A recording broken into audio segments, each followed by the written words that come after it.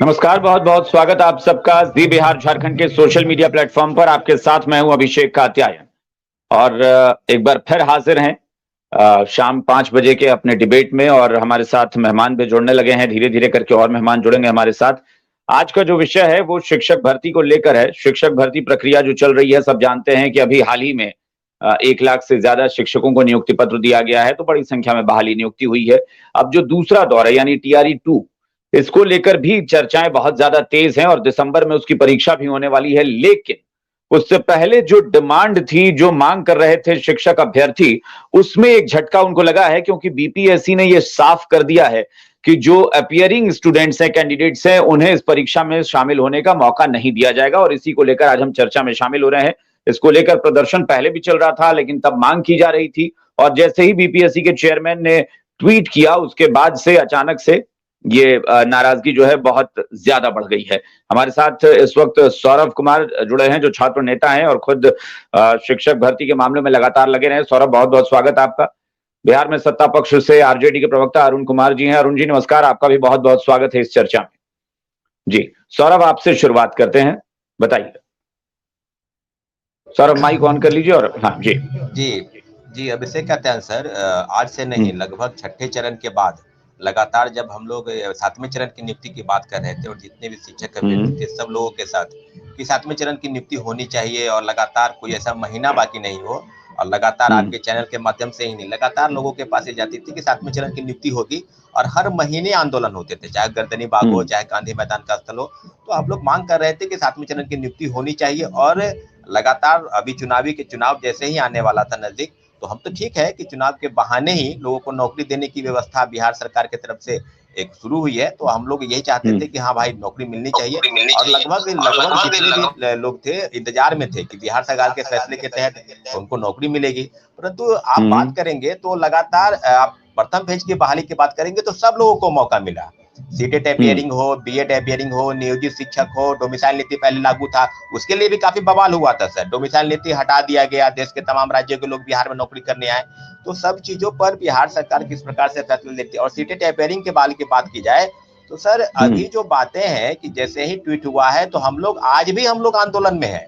आज भी अभी हम जस्ट थोड़ी देर पहले ही आए हैं, लोगों से बातचीत कर रहे हैं। सरकार के पास सब जगह से ग्रीवांसेस दे रहे हैं। वो तो ऐसा तो नहीं है कि वो नियुक्ति प्रक्रिया की बात कर रहे हैं, कोई नौकरी की डिमांड कर रहे हैं, बस एक मौका चाह रहे हैं। हो सके कि उनको अगर बैठ जाते हैं परीक्षा में और 21 जनवरी को सीटेट की परीक्षा आयोजित है, अगर और CBSE द्वारा जो आयोजित परीक्षा में 15 दिन से 20 दिन में उसका रिजल्ट भी पब्लिश हो जाता है। अगर BPSC के परीक्षा में बैठते हैं जी सौरभ, इसका एक दूसरे पहलू पर भी बात करते हैं। BPSC के चेयरमैन ने यह भी कहा है कि अब इस तरह की जो भर्ती परीक्षा है ये वाली, ये हर साल आयोजित होगी अगस्त महीने में। तो ये भी तो हो सकता है कि सरकार ने सोचा है कि हर साल होगी, तो जनवरी में जो अपियरिंग है उनकी परीक्षा जनवरी में होगी, अगस्त में वो परीक्षा में शामिल होंगे। जी सर, कैसे हम बात पर भरोसा कर ले जब छठे चरण से लगातार आंदोलन हो रहा था और आप कह भी रहे थे कि हम इस महीने निकाल देंगे, उस महीने निकाल देंगे, और लगभग 2 साल के बाद वैकेंसी आई BPSC से। तो हम सरकार की किन किन बातों पर भरोसा कर ले कि ये 24 में और 25 के बाद कोई वैकेंसी नहीं आने वाली है, 4-5 सालों तक लोग इंतजार करेंगे। तो सीटेट अपियरिंग वालों की मांग बिल्कुल जायज है। प्रथम फेज की बहाली में उनको बैठने का मौका दिया गया, तो क्या जरूरत है उनको, अगर एक तो मौका मांग रहे हैं, अगर वो फेल कर जाते हैं की परीक्षा में। अगर आपको लगता है कि ये चुनावी ही घोषणा है तो 25 में तो अभी टाइम है ना, उससे पहले 24 का अगस्त आएगा। सिर्फ लोकसभा चुनाव के लिए नहीं है ना, अगर बिहार सरकार को फायदा उठाना होगा तो 25 के लिए भी उठाएगी, तो 24 के अगस्त में परीक्षा निकाल देगी वो। फिर नहीं, निश्चित रूप से हम लोग ऐसा नहीं है, वो तो मौका मांग रहे हैं ना, परीक्षा में आप बैठने का मौका दे दीजिए। ऐसा तो नहीं है अगर फेल कर जाते हैं तो आप फिल्टर कर लीजिएगा, BPSC के परीक्षा कहता तो फेल कर जाते हैं वो ऑलरेडी हट जाएंगे। इस तरह की चीजें हैं बिहार में। और लगातार आज से नहीं, 10 दिनों से हम लोग, जब से नोटिफिकेशन आया है तब से हम लोग लगातार आंदोलन कर रहे हैं। अब RJD के प्रवक्ता बताएंगे या JDU के प्रवक्ता बताएंगे कि कौन सी ऐसी आफत आ गई कि उनको बैठने का मौका नहीं दिया जा रहा है। आज नहीं, लगभग 4 लाख जी, क्योंकि आज आपके विषय पर बात हो रही है और जब भी छात्र शिक्षक अभ्यर्थी हो या छात्र नेता, मैं उनको पूरा मौका भी देता हूं। मैंने जो सवाल पूछा आप उस पर आइए ना। आपने कहा कि कैसे भरोसा करें, आपको लगता है कि ये सिर्फ चुनाव से पहले होगा, उसके बाद नहीं होगा? तो जो जी, जी, फिलहाल जो बिल्कुल। डिमांड है वो तो चुनाव से पहले हो जाएगा ना भाई। अगर जो अभी अपियरिंग है वो तो अगले साल अगस्त की परीक्षा दे लेंगे वो। नहीं, अभी जो परीक्षा में बैठेंगे, अगर उनको मौका मिलेगा तो निश्चित रूप से उनको एक मौका मिलेगा। अब अगस्त की परीक्षा में उनको मौका मिलेगा, हो सके उनको नहीं मौका मिले। बहुत सारी चीजें हैं, ऐसा नहीं है कि हम लोग जो डिमांड कर रहे हैं उसके लिए प्रथम पेज की बहाली में उनको क्यों मौका दिया गया। सर एक चीज और कहना चाहते हैं कि स्टेट जो 23 हुआ उसमें अगर मौका दे देते इन लोगों को तो 9वीं 10वीं और 11वीं 12वीं में बैठने का मौका तो कहीं उनको उनके हाथ में तो आ जाता। तो आप उसमें भी मौका नहीं दिया। पता नहीं कितनी हड़बड़ाहट में वो परीक्षा ली गई है, स्टेट 23 की परीक्षा जो है अभी हाल में ही ली गई है। तो स्पष्ट है कि पता नहीं, अब विजेता के मन में सवाल है कि सरकार की मंशा हो सके क्या क्या योजनाएं आगे आए, हो सके चुनाव के चलते। तो हम लोग तो यही अरुण जी के कहेंगे पास कि एक बार चलते हैं, उनको मौका जरूर मिलना चाहिए। जी ठीक है अरुण जी, चूंकि दो चीजें एक साथ हुई। एक तो अच्छी खबर ये आई कि सरकार ने तय किया कि इस तरह की परीक्षा हर साल अगस्त में लेंगे।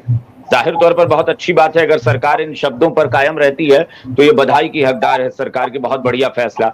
लेकिन इन अभ्यर्थियों को या छात्र नेताओं को भरोसा नहीं है। वो कह रहे हैं कि नहीं, अभी हमें अपियरिंग स्टूडेंट्स को मौका क्यों नहीं, हम अगस्त का इंतजार क्यों करें? देखिए अभिषेक जी, सबसे पहले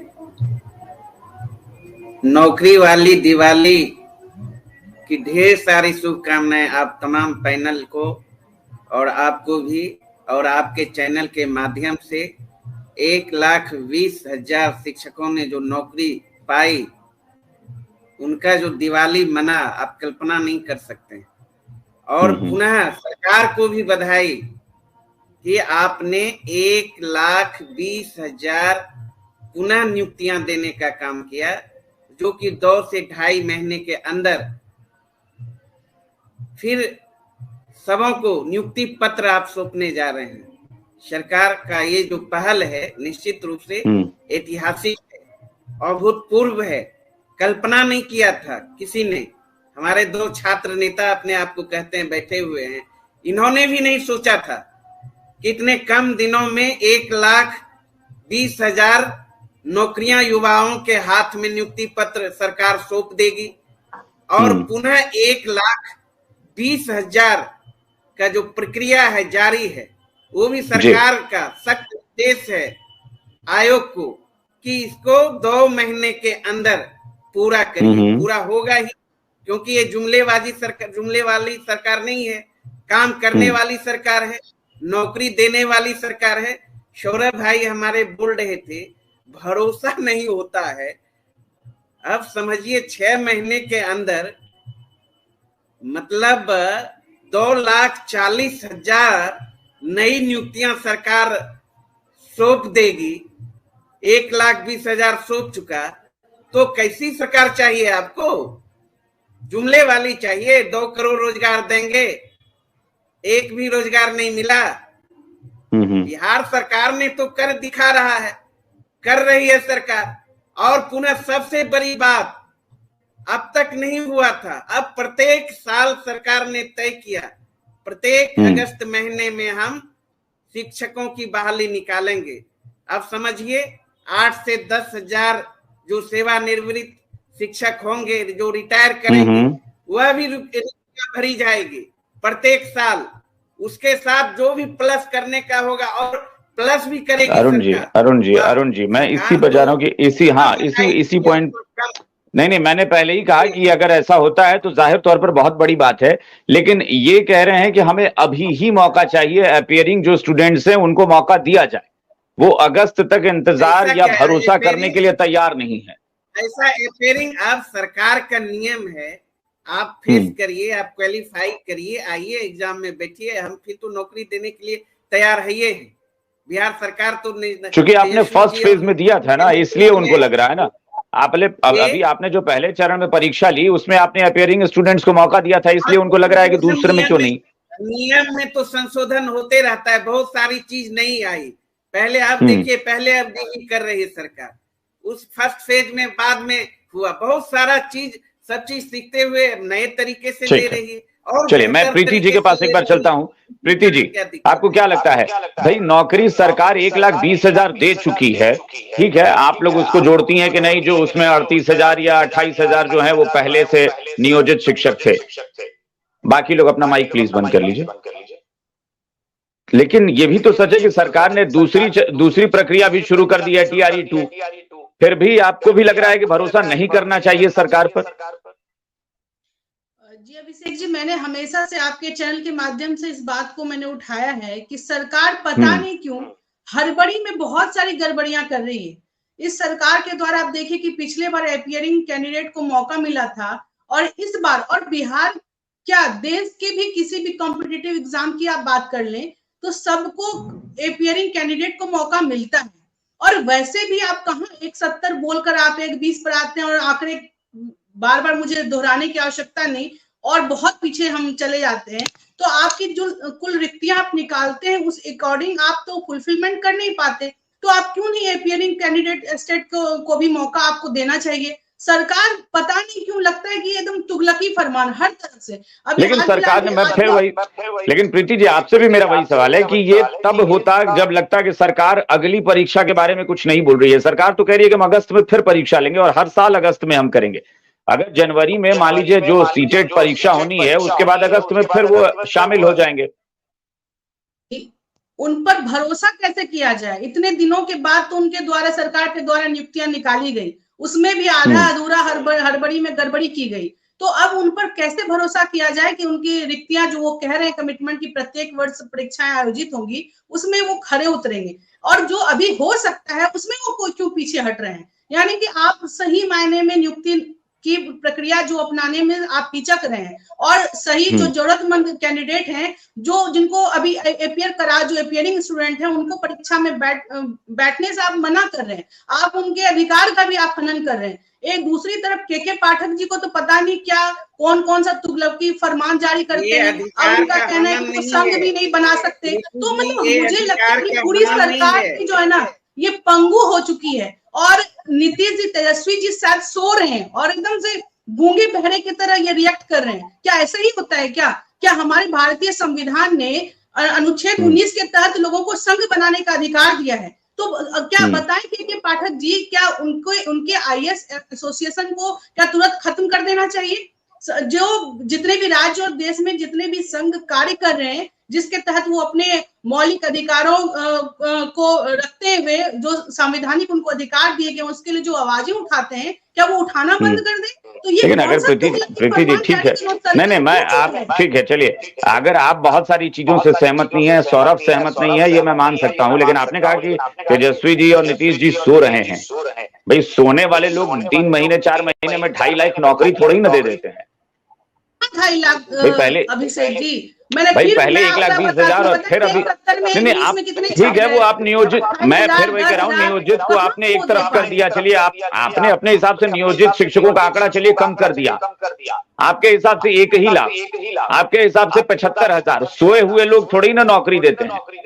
सोए हुए इतने दिनों तक थे कि 33 सालों में उनकी निंद्रा भंग नहीं हुई। अब जबकि मुख्यमंत्री जी को प्रधानमंत्री बनने का सपना उनको आ रहा है, तब वो सोच रहे हैं कि जल्द से जल्द आपको भी लग रहा है कि चूंकि ये चुनावी बहाली है, आपको ऐसा लग रहा है, आपको भी बहाली आप निकाल लो। बात दरअसल ये है, लेकिन उसमें भी अब ठीक है।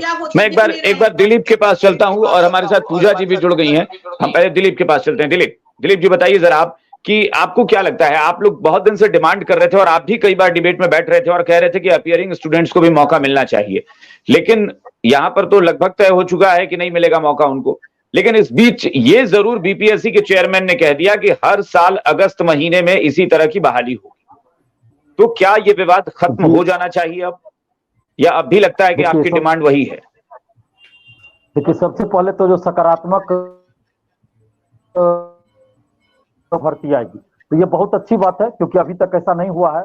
और हमारी पिछले 5-6 साल से यही रही है कि हर साल बीटेट और सीटेट करवाई जाए और हर साल शिक्षकों की भर्ती आए। जैसे सिविल सेवा की वैकेंसी हर साल आती है, वैसे शिक्षकों की भर्ती हर साल आए। तो सरकार अगर इस पे सहमत अब हो गई है, जैसा कि मुझे भी जानकारी मिली और अभी थोड़ी देर पहले मुझे भी पता चला है कि हर अगस्त में वैकेंसी आएगी। और अगस्त में अगर वैकेंसी सरकार नहीं निकालती है, उस समय मैं आपके चैनल के माध्यम से कहना चाहता हूं कि अभी जिस तरह से कहा गया कि अगस्त में हर साल वैकेंसी आएगी, अगर अगस्त में वैकेंसी नहीं निकाली जाती है, सरकार चाहे जिनकी भी रहे, दिलीप कुमार आमरण अनशन पे बैठेगा। आपके चैनल पे हम अभी घोषणा कर दे रहे हैं, अगर अगस्त में शिक्षकों की भर्ती नहीं आई तो हम आमरण अनशन पे बैठेंगे पटना में, सरकार में चाहे जो रहे, क्योंकि आप इस तरह युवाओं को अगर गुमराह करेंगे, अभी आप कह रहे हैं कि हम निकालेंगे वैकेंसी और अगस्त में अगर नहीं निकालते हैं तो इसका मतलब हुआ कि बिहार के लाखों करोड़ों युवाओं को आपने गुमराह किया था। तो ये चीज हम लोग बर्दाश्त नहीं करेंगे। अभी जो सरकार की तरफ से ये बात आ रही है, जी जी मैं स्वागत ही कर रहा हूँ, मैं स्वागत ही कर रहा हूँ, लेकिन मैं साथ में ये भी कह रहा हूँ कि अगर बाद में अगर सरकार इस तरह इससे पलटी, अगर बाद में सरकार पलटी मारी कि अगस्त में वैकेंसी नहीं निकाली, तो फिर उस समय हम लोग बर्दाश्त नहीं करेंगे। शिव कुमार आमरण अनशन पे बैठेगा अगस्त में, ये अभी हम बोल दे रहे हैं। और बाकी जो अगस्त में आने की वैकेंसी कहेंगे, इसके लिए हम धन्यवाद देते हैं सरकार को, लेकिन अब सीटेट अपीयरिंग में आपको मौका देना चाहिए। लेकिन जैसा कि तर्क दिया जा रहा है बीपीएससी के द्वारा कि 21 अगस्त को, सॉरी 21 जनवरी को एग्जाम है, सीटेट की परीक्षा इस बार 21 जनवरी को है। टीआरई 1 में हम खुद आंदोलन किए थे सीटेट अपीयरिंग में मौका देने के लिए, सरकार ने बात मान ली थी।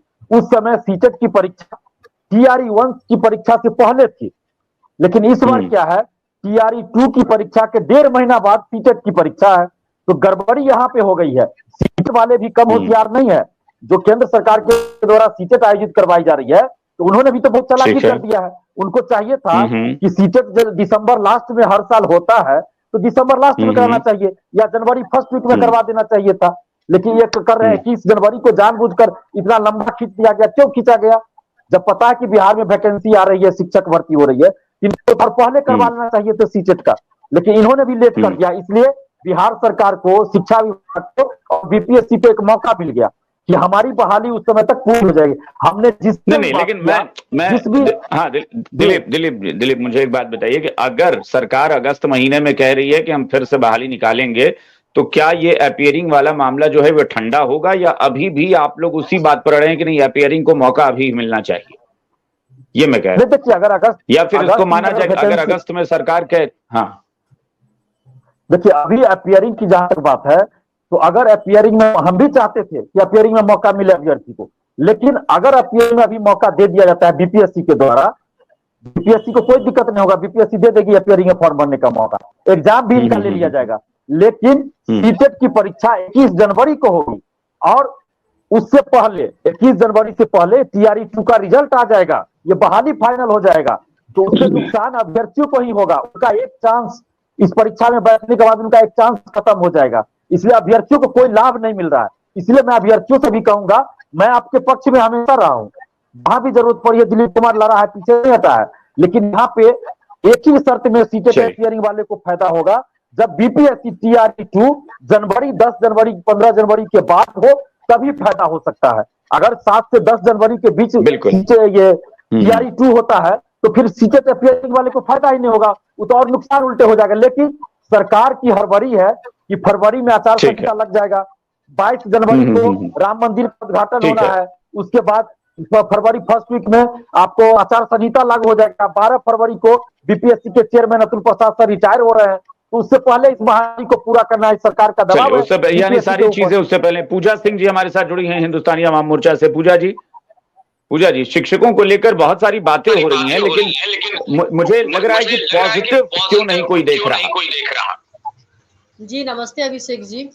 नमस्ते। देखिए अभिषेक, सीधी सी बात है कि अभी चुनाव आ रहा है ना, तो चुनाव को लेकर के जो है वोट बैंक बटोरने के लिए जो है कि नौकरियों का वादा किया जा रहा है, देखा जा रहा है। और अगर नौकरी सच में होती तो हम कहते हैं शिक्षकों को लेकर जब भर्ती निकली थी तो 2,20,000 जहां तक की निकाली गई थी वैकेंसी, तो उस टाइम ये कह रहे हैं कि हमने 30,000 या 20,000 जो भी इन्होंने बांटा, तो आखिर और सब कहाँ गए?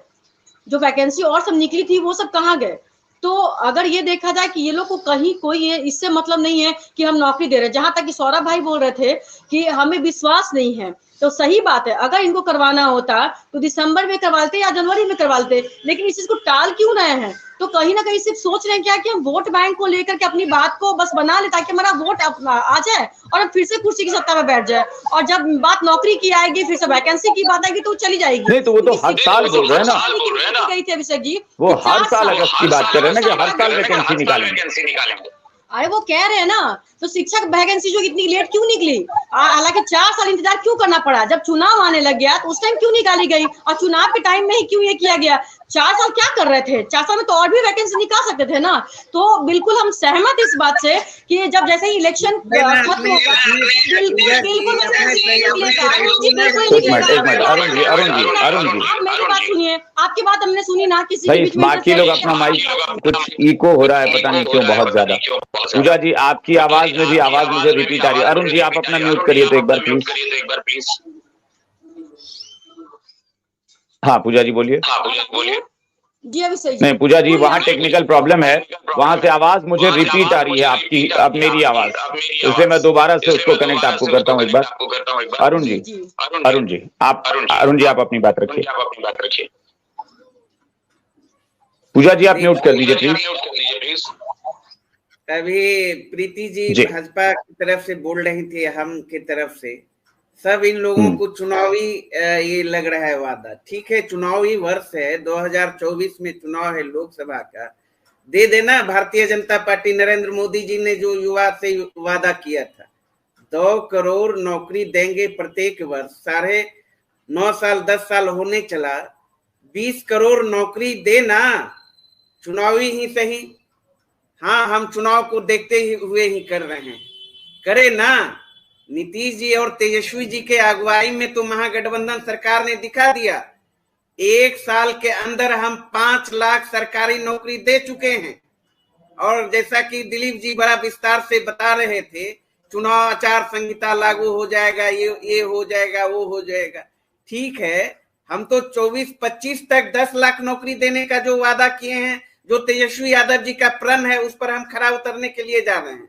5 लाख नौकरी हर हाल में 25 तक और देने जा रहे हैं, यानी 25 तक आप काउंट कर लीजिए, 10 लाख सरकारी नौकरी और 10 लाख रोजगार किसी भी कीमत पर बिहार के नौजवानों को मिलने जा रहा है।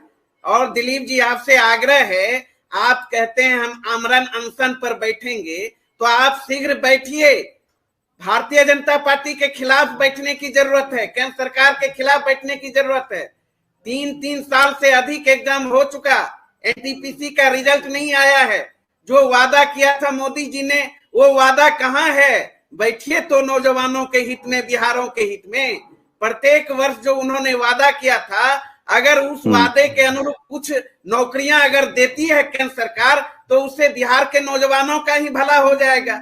बिहार सरकार तो नौकरी दे ही रही है, कोनो आपके आंदोलन और किसी विपक्षी के दबाव में नहीं। मेरा संकल्प है, सरकार का संकल्प है, उस संकल्प पर खरा उतर रही है। जो सरकार आजादी के बाद नरेंद्र मोदी जी ने सबसे अधिक नौजवानों को छलने का काम किया, किसानों को छलने का काम किया, गरीबों को छलने का काम किया, उनका जो संकल्प पत्र था 14 मई 2019 के चुनाव में, उसको देखिए ना कितना वो संकल्प पूरा हुआ। उसके लिए आंदोलन करने की जरूरत है। बिहार के हित में विशेष राज्य की दर्जा को लेकर, विशेष पैकेज को लेकर, रोजगार को लेकर, महंगाई को लेकर। हाँ लेकिन कोशिश ये है अरुण जी, मैं चाहता हूँ कि यहाँ से कम यहाँ से जो छात्र नेता हैं वो कम से कम एक कन्विंस हो जाए, संतुष्ट हो जाए। एक बार सौरभ जी से फिर पूछता हूँ। सौरभ, दिलीप जो बता रहे हैं बात में एक पक्ष उसका अगर देखे तो हाँ वाकई तार्किक लगती है उनकी बात, कि अब चूंकि अगर परीक्षा बिल्कुल नजदीक में होती, दोनों TRE2 की परीक्षा और सीटेट की परीक्षा आसपास होती, तो एक बार की समझा जाता था कि चीजें मैनेज हो जाती। लेकिन जब सीटेट से पहले ही रिजल्ट इसका आ जाएगा, तो एक चांस तो सही में गवा देंगे अभ्यर्थी। तो इसलिए अब तो कोई मतलब नहीं बनता ना उसका। नहीं सर, अब कौन क्या कहता है इस बात पर हम नहीं, परंतु अभ्यर्थियों की मांग है ये, उनका ये आप दूसरे तरीके से देख सकते हैं तो उनको प्रथम फेज में उनको मौका मिला। अब बीटेट जो है 2016 में हुआ, उसके बाद अभी तक नहीं हुआ है। आपको सुप्रीम कोर्ट के गाइडलाइन के बाद जो है वो बीएड अभ्यर्थी छट गए 125 में। और कई ऐसे बातें हैं जिसको लेकर अगर आप कह रहे हैं कि स्टेट जो है 23 में ऐसे हुआ,